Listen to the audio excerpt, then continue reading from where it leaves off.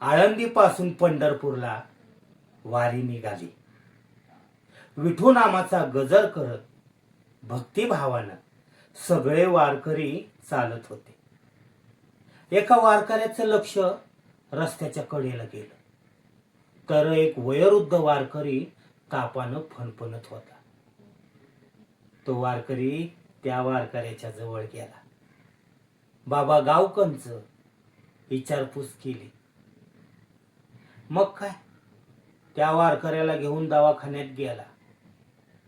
वयोवृद्ध वारकरी नीट होईपर्यंत त्याच्या जवळ राहिला.